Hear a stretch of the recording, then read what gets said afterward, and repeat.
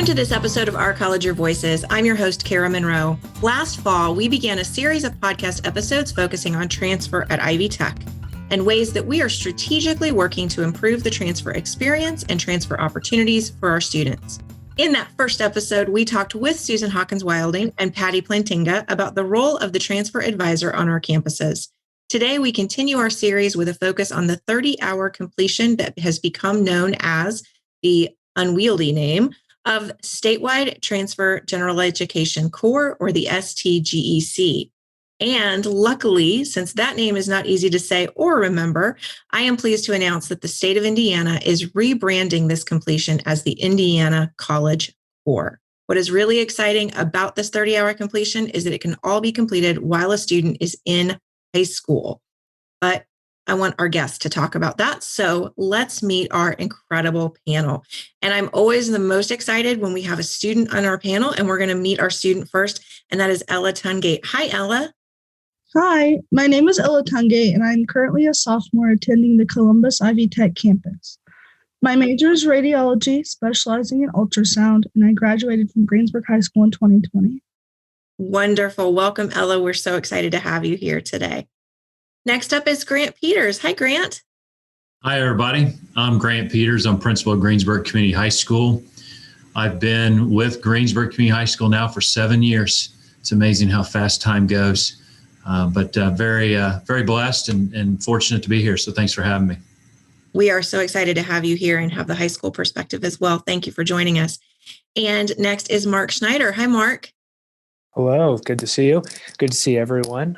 My name is Mark Schneider. I'm the K-14 Initiatives Director for Ivy Tech Columbus.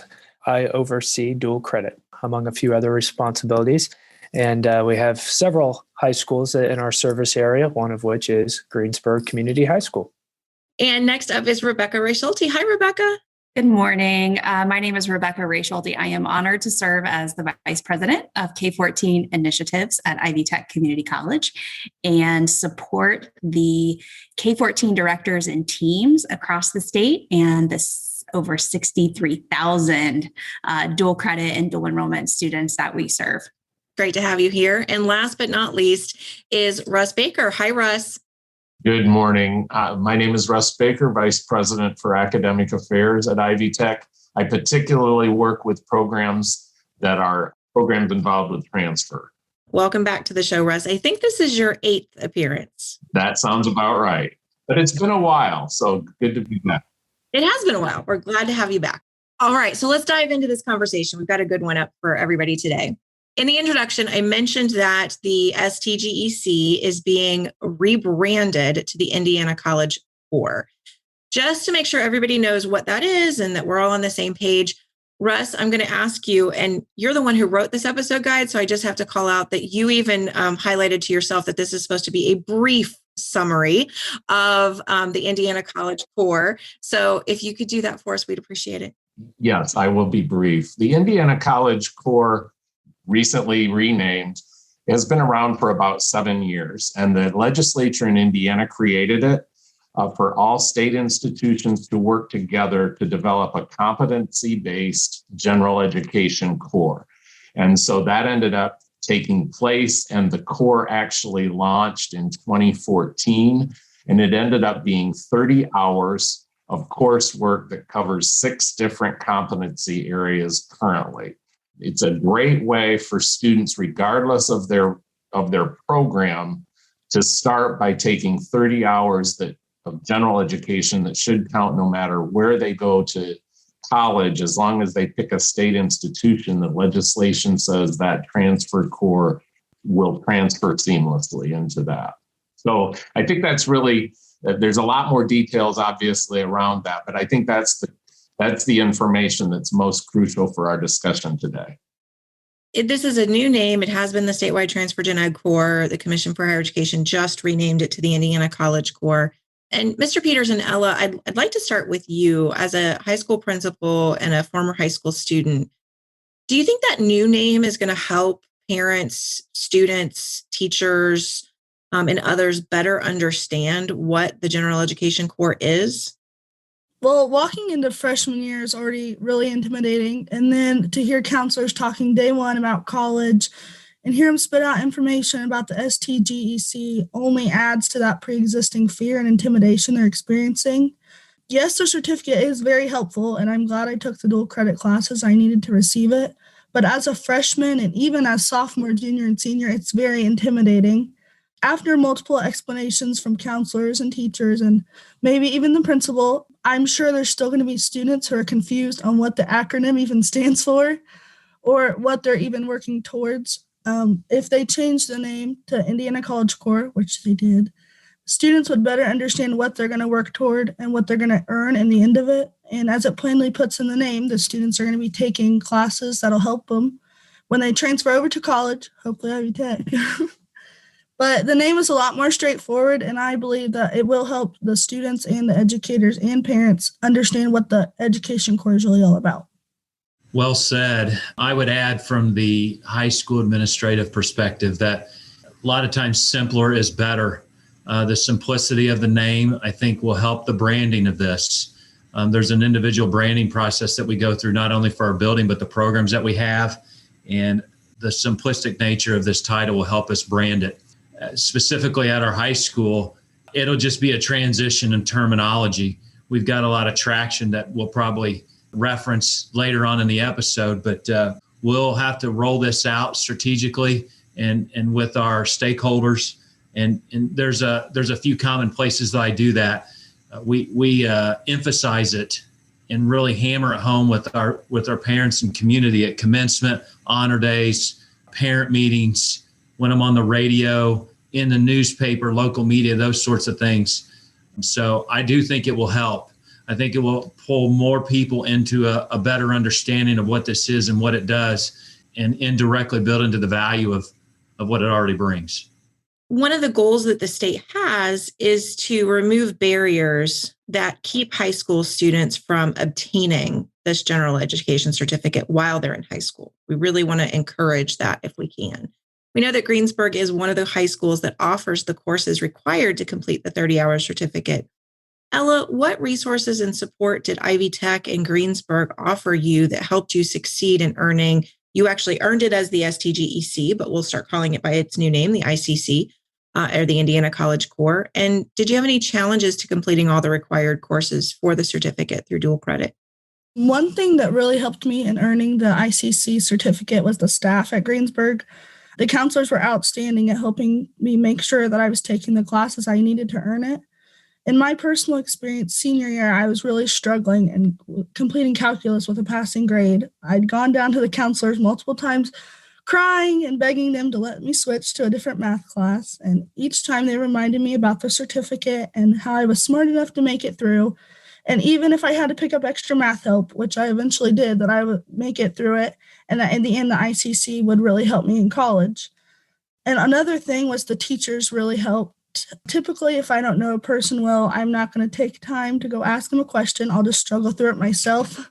And being that I'd been in high school with those teachers for 4 years, I was a lot more comfortable with asking them questions when I had a problem. And even if they weren't sure how to resolve the problem, the teachers always took time to sit down with me and discuss the best possible solution. I also think it's amazing that we're even eligible to complete classes in high school that allow us to have a year of college finished, and that's because of Ivy Tech and Greensburg High School's hard work with each other. As I said before, I graduated from Greensburg in 2020, and because of that, I was able to take dual credit classes I needed and receive the ICC certificate. I'm only 18 now, and I'm applying to radiology school already. I talked to Mark on the phone on Monday, and I was telling him about how I applied to Columbus Regional's radiology school through the diagnostic building and how we met in groups of 4 because of COVID. Out of the other candidates, I was definitely the youngest, and the candidates I was competing with were 20 to 30, and some of them were even 40, which really was astounding to me. We had the exact same prereqs, and I completed the exact same courses.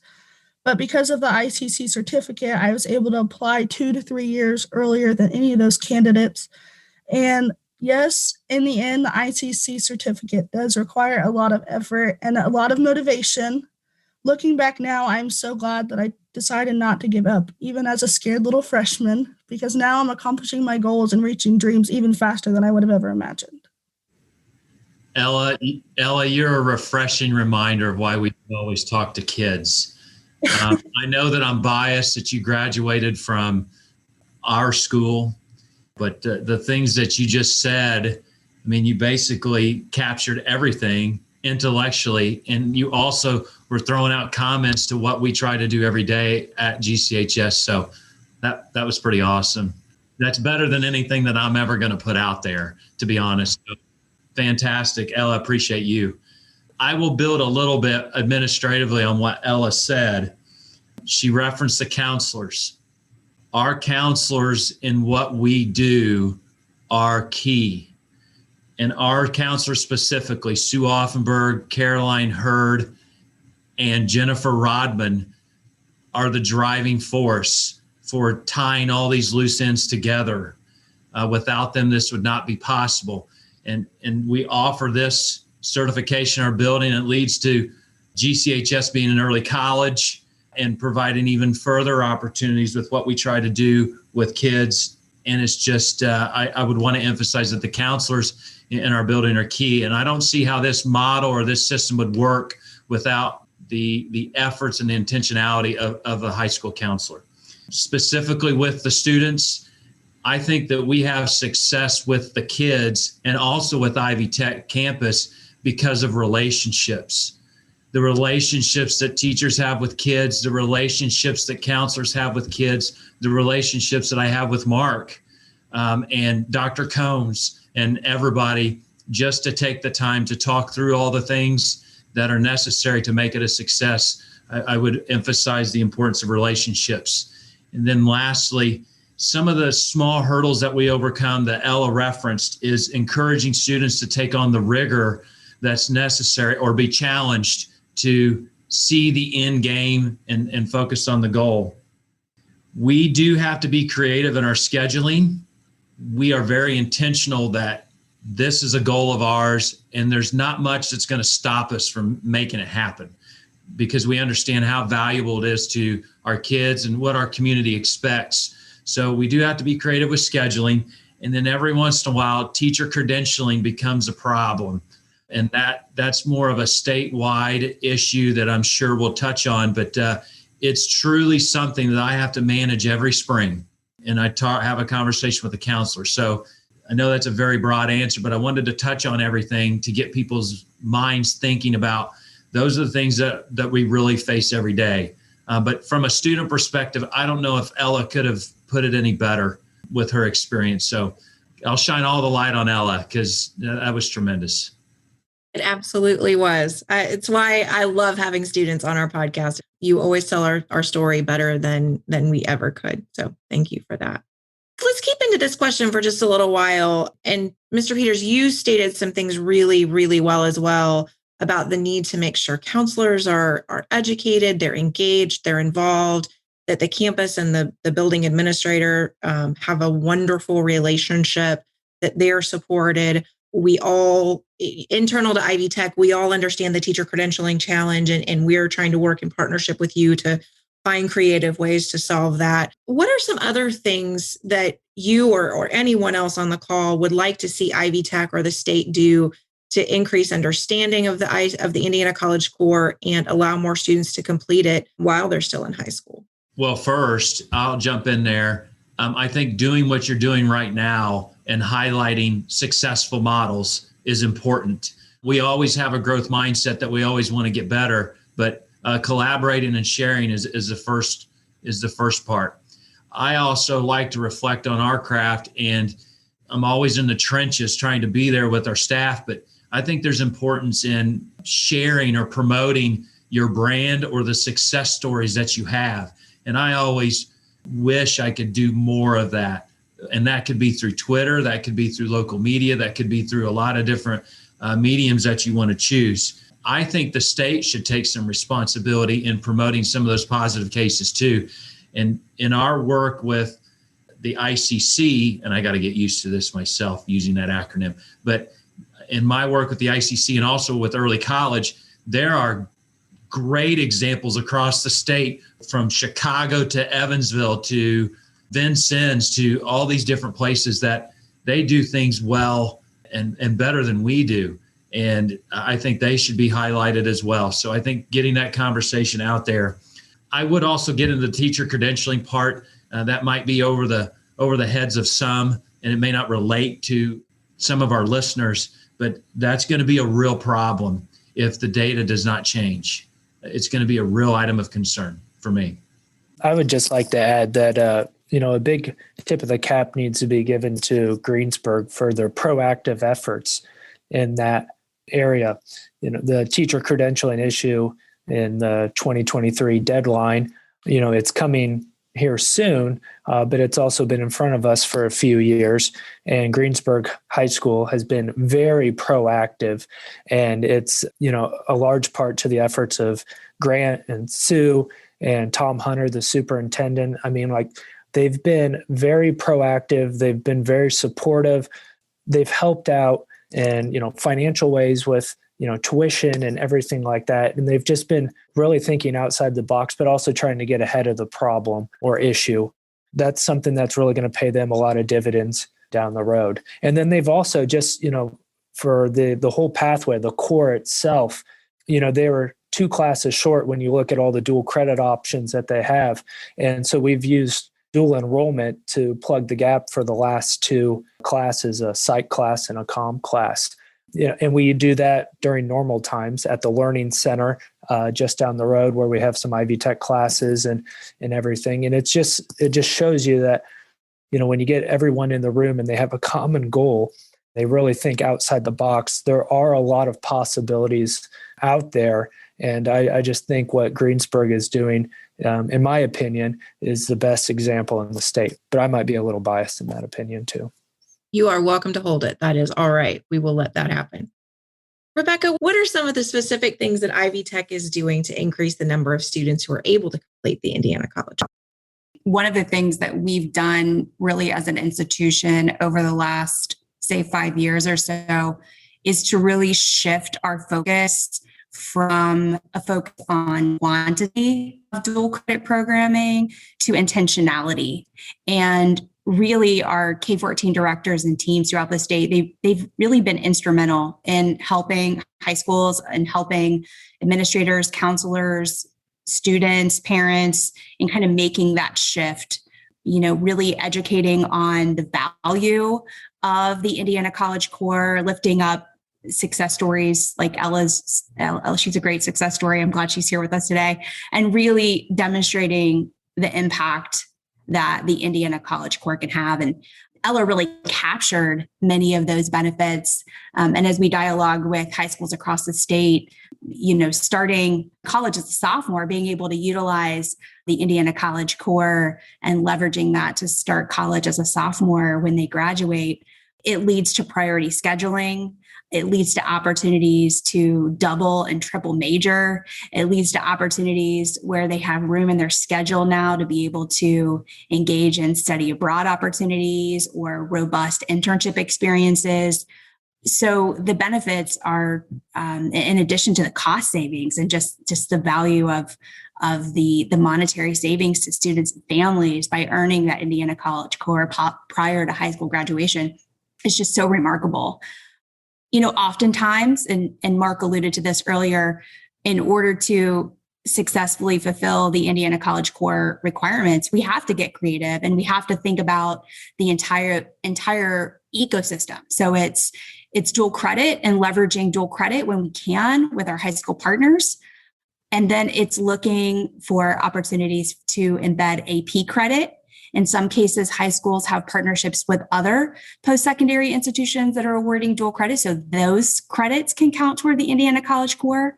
And then it's trying to backfill, to look at where the gaps are, and then to be able to offer up dual enrollment programming. And for those that are not familiar with dual enrollment, that's the programming that we offer on our campuses, taught by our faculty in our buildings or through online programming, and just allowing students to be able to experience Ivy Tech credit taught by an Ivy Tech instructor in an Ivy Tech building. So, we're trying to extend all of those opportunities. And again, there's just a big piece around education and helping people to understand the value, the importance, and how a school can go about doing that and working in partnership to get creative around that. We have resources on our website. So we have a great sort of self-assessment tool on our website that allows a high school student, parents, administrators, counselors to be able to self-assess how a student is doing in their completion across the different elective categories that Russ was alluding to earlier. They can look at how those AP credits come in, how those credits from other post-secondaries come in, and how those Ivy Tech credits all work together to build out those 30 credit hours that they need. And I really think our data shows that we are becoming more intentional. So 5 years ago, we awarded 55 Indiana College Core STGEC completions to high school students before high school graduation. This past year, we awarded over 1,400 Indiana College Core completions to high school students across the state prior to high school graduation. So it just shows how our transition from quantity to intentionality, how we've made that leap and how our data is showing that. And it's all in service to students and to their families. And I just want to jump in and say, I think we hear numbers all the time, but in 5 years, we've gone from 55 to 1,400 students who, and it can go much higher. I mean, I think that's part of the point of today's podcast, Kara, is that we want this to expand even more. And we know there's a lot more potential, but that is 1,400 students who already have probably 1/4 of their college degree finished when they leave high school. That's just amazing when you think about it. And that's what I go back to what I said at the beginning, the Indiana legislature had in mind when they created this college core, because doing that, clearly there's a benefit to the state in that, obviously, because the shorter amount of time students are in college, the less aid they need to be given. And, there's definitely an economic payoff for the state when students can double up. So I think we need to celebrate the fact that there are 1,400 students. We hope many of them will come to Ivy Tech, obviously, but again, they don't have to. Students can use that ICC and choose to go to any of the state institutions. And to kind of piggyback off of that, I know the topic for the episode is the Indiana College Core, but there are also a lot of transfer opportunities outside of that. And Greensburg, once again, is just a great example of that. We have dual enrollment in welding that leads to, students can come to our campus after they graduate high school. We also have a healthcare pathway, which we're in the second year of. We offer a lot of health science classes at the Learning Center. Multiple completions are earned in that pathway.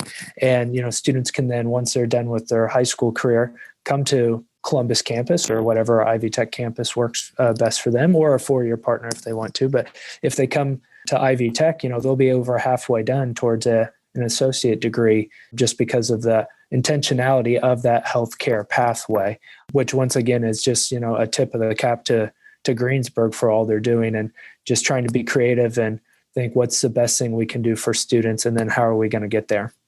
Absolutely. And I think we probably need to do another episode on next level pathways of study at some point too, to highlight that, because there are both collegiate transfer pathways and there are also pathways for career focus as well. Mr. Peters, how long have students had the opportunity to complete the Indiana College Core while they're at Greensburg? And what were the biggest hurdles in getting that accomplished? And what could we do as you think about those hurdles? What could we all do together? And this is lots of agencies and groups, Ivy Tech, the high school, the Department of Education, the Commission for Education. What could we do to support and provide more resources to make this easier over time? Well, we first awarded these in 2015, and we awarded 4 students in that graduating class. Just to kind of give a reference point here, we average about 160 to 165 students per cohort throughout the last 5 to 6 years, I would say. So in 2015 was the first year we ever awarded it, and we started with 4. And now we're up to 30 students. We had 30 in 2019 and right around that number in 2020. And we just kind of methodically kept more and more as we got more traction in the community and more people understood what it was. So we absolutely emphasize it. We know it's important. Rebecca referenced the intentionality of not just collecting an unconnected assortment of dual credits, but instead collecting the right dual credits for a particular purpose. That is a great point, and how true that is. Our counselors, once again, are having those conversations about what a kid needs and what we're going to do to get there. And I am, this episode is focused on, and everyone said some very nice things about GCHS, which is, I'm very appreciative of that. But the one thing that I would really want to emphasize, our positive outcomes are based upon the decisions that we make that are focused on students. There's so many outliers with political influences, with the changing in legislature, with community norms and values, to even specifically at the granular level, an angry parent, or just the difficulties that you have in administering a school. Our decisions are focused on the student. And then we get into situations where you have to make a tough call on scheduling or programming, and you really think, well, can we really afford to pay for that teacher credentialing for them to go get the necessary licensure? But then when you take a second, think about it, can you really afford not to, because of what it provides for kids?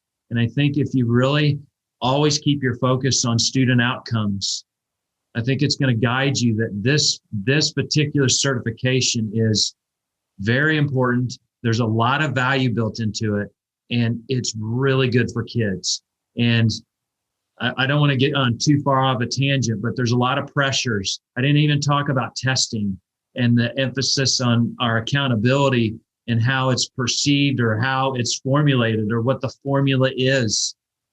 We know that the student outcomes are really valuable to us, and that's our identity. The early college outcomes, the outcomes of ICC, and kids like Ella and what they're going to do with their life is what drives us. So I think that's probably the best point that I can make. There's a lot of other little hurdles and different conversations that we have, but we always try to focus on the student and don't lose that focus.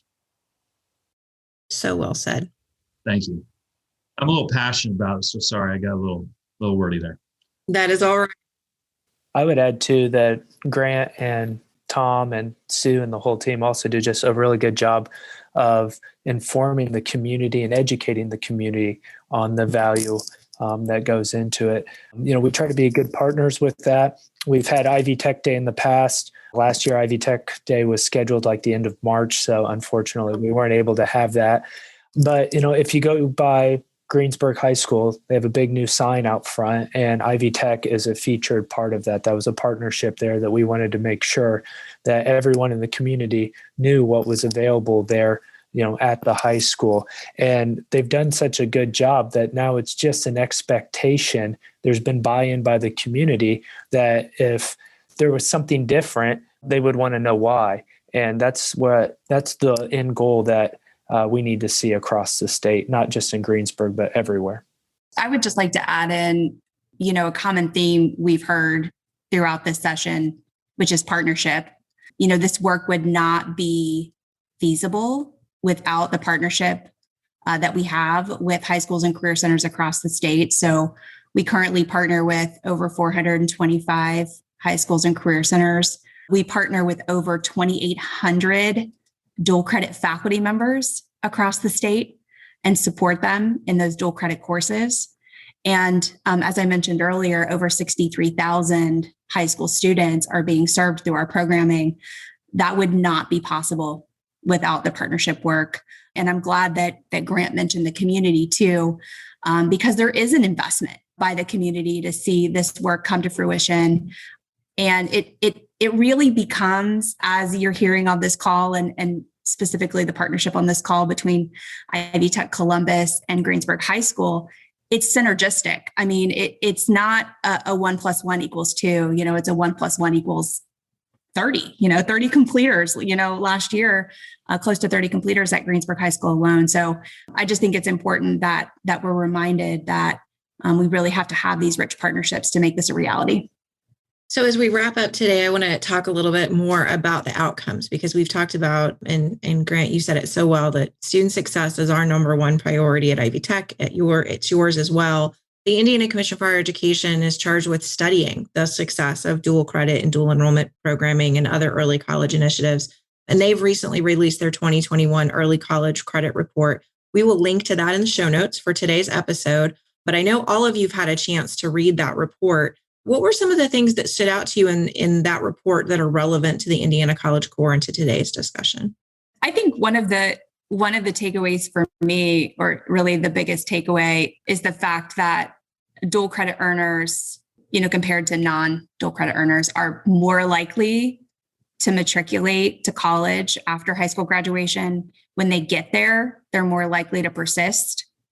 And then they're more likely to complete college on time or even early.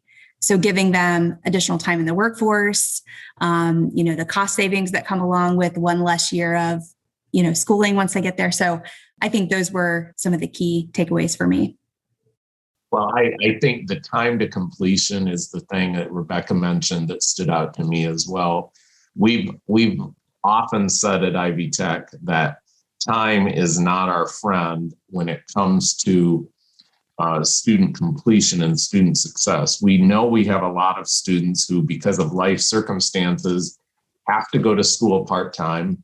They can't be full-time traditional students the way probably most of us were. But yet we also know that the longer it takes to achieve a completion, whether it's the Indiana College Core or an associate degree or ultimately a bachelor's degree, the longer you spread that out, the more that things can happen that create barriers. And so the fact that students who take dual credit, it's sort of an obvious point, I suppose, when you think about it. But if they come in again with 30 credit hours already earned, needless to say, that gives them the opportunity to finish a lot sooner.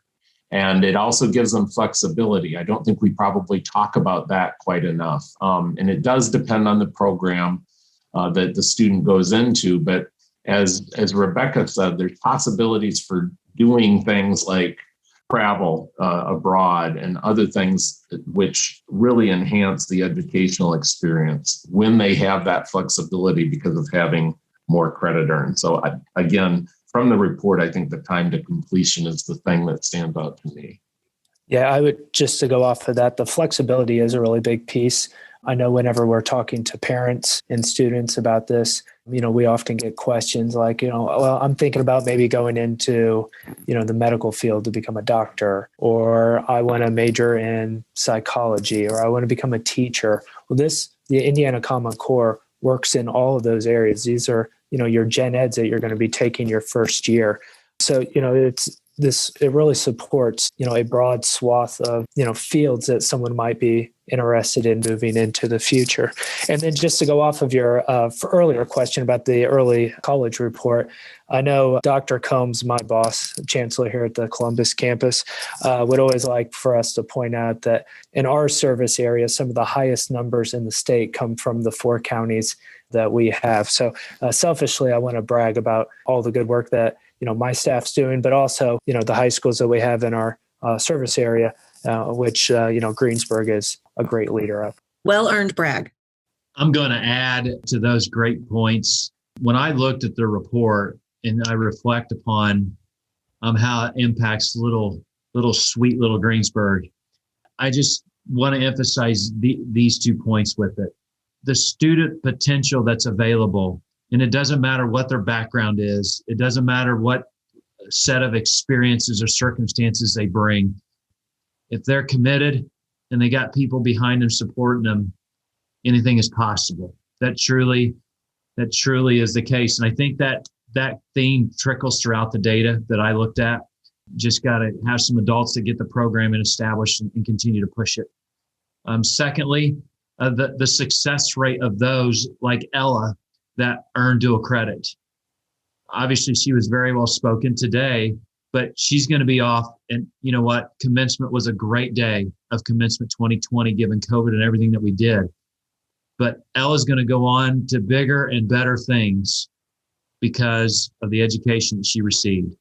And I think the success rate that you see statistically in the report of those kids that earn dual credit and pursue those dreams, the sky's the limit for them. And the same is true of Ella. So Ella, that's a lot of pressure. You do. That's right. Well, as our regular listeners know, every episode ends with a call to action. This week's call to action, a few of them, actually. If you have a high school student in your life who could use that self-assessment tool, check that out in the show notes that Rebecca mentioned. We will make sure to link to that self-assessment tool. If you have a high school student in your life who is not taking dual credit or dual enrollment courses at their high school, talk to your local Ivy Tech or to your high school guidance counselors about dual credit opportunities. And finally, if you're interested in learning more, check out the early college report. We will link to that in the show notes as well. Thanks to all of our guests for joining this episode of Our College, Your Voices. I want to thank you for joining our panel. Our guests again today were Grant Peters, principal at Greensburg Community High School, Rebecca Ray Schulte, vice president of K-14 Initiatives and Statewide Partnerships at Ivy Tech, Mark Schneider, director of K-14 Initiatives at Ivy Tech Columbus, Ella Tungate, current Ivy Tech student and graduate of Greensburg High School, and Russ Baker, Vice President for Academic Affairs at Ivy Tech. I'm your host, Kara Monroe. You can connect with me on Twitter at KNM Tweets. The producer for this series of episodes is Russ Baker. Russ, thank you again. Our regular producer is Sarah Ferguson. You can reach us by email at ourcollegeyourvoices@ivytech.edu. Our website is ivytech.edu/podcast. It's maintained by the Ivy Tech Creative Services and Marketing Team. Production assistance for this and every episode provided by Becky Campbell, and our podcast concept is by Matthew Pittman. Theme music and post-production services provided by the amazing Jen Eads at the Brassy Broadcasting Company. And we will talk to you next time on Our College, Your Voices.